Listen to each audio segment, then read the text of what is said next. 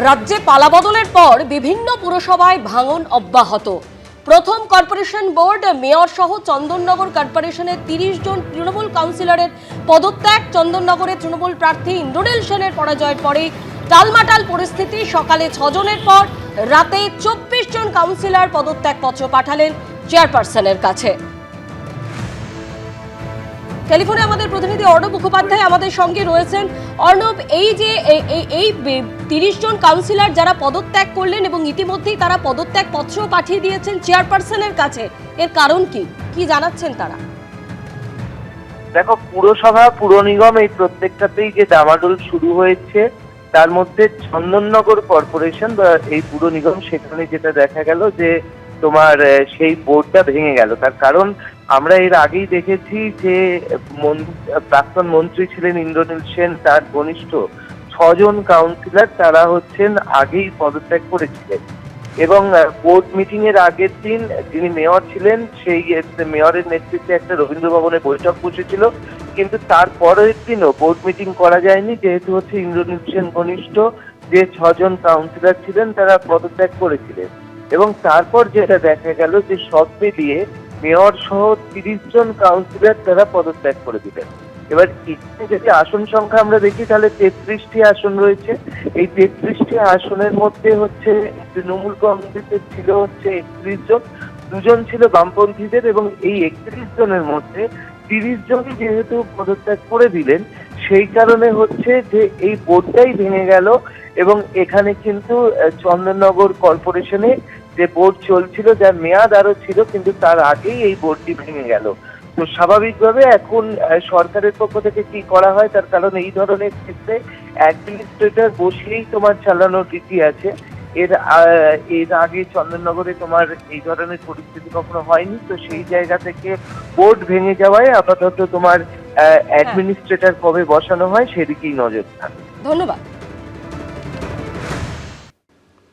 শরিকি বিবাদের জেরে গত ৫০ বছর বাড়িতে ছিল না বিদ্যুৎ, কিন্তু সদ্য জয়ী বিজেপি বিধায়ক সৌরভ শিকদারের উদ্যোগে শেষ হলো সেই কষ্টের দিন। দমদম উত্তর কেন্দ্রের অন্তর্গত গৌরীপুরে মণ্ডল পরিবারের বাড়িতে এলো বিদ্যুৎ সংযোগ, যা দেখে আনন্দে চোখে জল পরিবারের সদস্যদের। ঘরে আলো জ্বলেছে, বনবন করে ঘুরতে থাকা ফ্যানটা আরামে প্রাণ জুড়িয়ে দিচ্ছে। দেখে অনেকে ভাবতে পারেন এ আর এমন কি, এ তো সবার বাড়িতেই থাকে। কিন্তু দমদম উত্তর বিধানসভা কেন্দ্রের অন্তর্গত গৌরীপুরের বাসিন্দা মণ্ডল পরিবারের কাছে এটা মোটেই এতটা সাধারণ বিষয় নয়। কারণ ঘরে এই আলো পাখাটুকু পেতে এই পরিবারকে অপেক্ষা করতে হয়েছে প্রায় ৫০টা বছর। দমদম উত্তরের বিজেপি বিধায়ক সৌরভ শিকদারের উদ্যোগে বিদ্যুৎ সংযোগ পেল এই পরিবার। বাড়িতে জ্বলল আলো, চলল ফ্যান। আনন্দে বিজেপি বিধায়কের সামনে চোখের জল আর ধরে রাখতে পারলেন না বাড়ির লোকরা। আমি অনেক দৌড়েছি, আমি বাড়ির কাছে অনেক না, আপনাকে কোথাও যেতে হবে না, আমাদের লোক। আমি চাই আমার বিজেপি বাবা যা করে গেছে, আমি অনেক শান্তিতে বাবা, আমি অনেক শান্তি। আমার ছেলে মরে গেছে, আমার স্বামী মরে গেছে বিনা আলোতে। আমি ছেলে তো আপনার, আমি আপনার ছেলে তো। একটা শরিকি বিবাদ, তার জেরে প্রায় ৫০টা বছর বিদ্যুৎ বিচ্ছিন্ন হয়েছিল মণ্ডল পরিবারের এই বাড়ি। গরমে দরদর করে ঘাম ঝরত, দম আটকে আসতো। বাড়ির মেয়েটাকে সেই ছোট্ট থেকেই পড়তে বসতে হতো লণ্ঠনের আলোয়। বিধানসভা ভোটের আগে প্রচারে আসা বিজেপি প্রার্থী সৌরভ শিকদারকে বিষয়টা জানান তারা। তিনি কথা দিয়েছিলেন নির্বাচিত হলে এই সমস্যার সমাধান করবেন। সেই মতো ভোটে জিতে এসেই বিদ্যুৎ দপ্তরের সঙ্গে কথা বলে এই বাড়িতে বিদ্যুৎ সংযোগ পৌঁছে দিলেন তিনি। খুব খুশি হয়েছি। আর এই যে জন্মগতভাবে তো কোনো আলো দেখতে পারিনি, তখন লণ্ঠনের আলো ছোট থেকে পড়াশুনো করেছি বহু কষ্টে। তারপরে এই যে বড় হয়ে এই যে প্রথমবার আলো আসলো ঘরে, এটা ভেবে খুব খুশি হয়েছি। এখন আমি আলোয় পড়াশুনো করতে পারছি। দাদা এসেছিলেন আমাদের এখানে ভোট প্রচারের জন্য, তো তখন আমরা তাকে বলেছিলাম, ওনাকে বলা হয়েছিল যে এরকম ব্যাপার, তো উনি আমাদের প্রতিশ্রুতি দিয়ে গেছিলেন। সত্যি উনি ওনার কথা রেখেছে, তার জন্য অনেক ধন্যবাদ। শুক্রবার মণ্ডল পরিবারের বাড়িতে যান দমদম উত্তর কেন্দ্রের বিজেপি বিধায়ক সৌরভ শিকদার। কলেজে ভর্তি হয়ে বড়, তোমার পড়ার দায়িত্ব আমি নিলাম। পড়াশুনো ছাড়বে না, পড়াশুনো ছাড়বে না, তুমি এই বাড়ি ভর্তি হবে, এটা দেখে নেবে। ইমিডিয়েট যেন পড়াশুনো শুরু করতে পারে, বই খাতা যা দরকার আমি পাঠিয়ে দেবো। আর আপনার পড়াশুনো তুমি ভর্তি হয়ে যাও, যেখান থেকে তোমার খুশি তুমি পড়ো, আমি তোমার পড়াশোনার দায়িত্ব আমি নিলাম। পাশাপাশি এই পরিবার যাতে অন্যান্য সরকারি প্রকল্পের সুবিধা পান তাও দেখার নির্দেশ দেন। ও কালকে আসবে, আপনাদের সবার আগে অন্নপূর্ণা যোজনার ফর্ম ফিল আপ করবে। বাড়িতে যতজন মহিলারা আছেন 3000 টাকা করে পাবেন। আপনার এই পাকা বাড়ির জন্য কিছুদিন পরে প্রধানমন্ত্রী যোজনার আসবে, আমি সেটাও করে দেব। শৌচালয় করে দেবো, আর মায়ের মন্দির আমি নিজের থেকে করে দেবো। বিদ্যুৎ সংযোগ আসার পর মণ্ডল পরিবারের বাড়িতে ভিড় করেন আত্মীয় এবং প্রতিবেশীরা।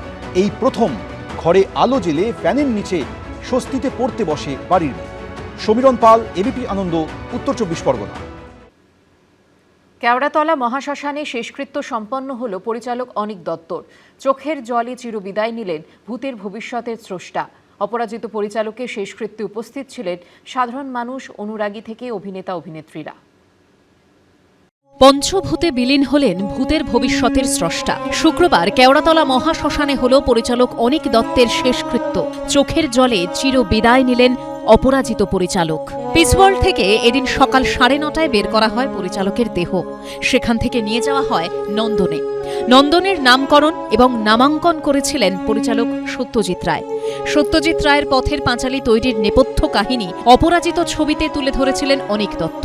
যদিও সেই ছবি জায়গা পায়নি নন্দনে। রাজ্যের তৎকালীন প্রাক্তন মুখ্যমন্ত্রী মমতা বন্দ্যোপাধ্যায়ের রক্তচক্ষু উপেক্ষা করে যিনি সাহসিকতার সাথে সিনেমা করেছেন এবং মানুষের মধ্যে সেই সিনেমার গ্রহণযোগ্যতা কতটা ছিল সেটা ভাবুন। মানে মানুষ সবাই সেই হলে দেখতে চাইছিল, হল দিচ্ছিল না, এরকম পরিস্থিতি হয়ে গেছিল। এবং পরে প্রত্যেক এমন কোনো বাঙালি নেই যে ওনার সিনেমা দেখেননি। অনিক দত্তের মতন একজন চলচ্চিত্র পরিচালক তার কাজের মধ্যে দিয়েই মানুষের মধ্যে উজ্জ্বল হয়ে থাকবে।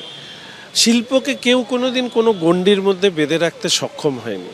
মানুষ যেটাকে গ্রহণ করেছে সেটা কোনো রাজনৈতিক নির্দেশের কারণে নয়, ভালোবাসা বা তার পছন্দের বোধ থেকে। সেই নন্দনে শুক্রবার সকাল থেকে শায়িত ছিল পরিচালকের মরদেহ।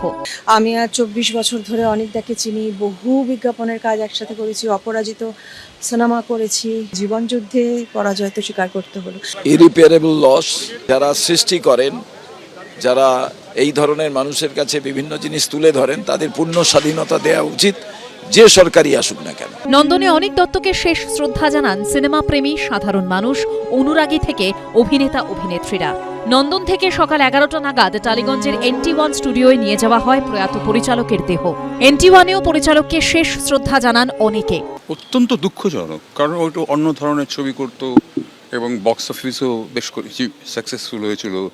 তারপরে মানিকদার জীবন নিয়ে, পথের পাঁচালী নিয়ে একটা দুঃসাহসিক কাজ করেছিল এবং এটা ভেরি চ্যালেঞ্জিং ওয়ার্ক। বুধবার হিন্দুস্থান পার্কে স্ত্রীর ফ্ল্যাটের ছাদ থেকে পড়ে মৃত্যু হয় পরিচালকের। ছাদে পেলে সুইসাইড নোট। মেয়ে সুইডেনে থাকায় পরিচালকের দেহ শুক্রবার সকাল পর্যন্ত রাখা ছিল পিস ওয়ার্ল্ডে। শুক্রবার নন্দন NT1 হয়ে বেলা 12:30 নাগাদ শুরু হয় অন্তিম যাত্রা। শেষকৃত্য সম্পন্ন হয় কেওড়াতলা মহাশ্মশানে। ঝিলম করঞ্জাইয়ের রিপোর্ট, ABP আনন্দ, কলকাতা। ABP আনন্দ, এগিয়ে থাকে, এগিয়ে রাখে।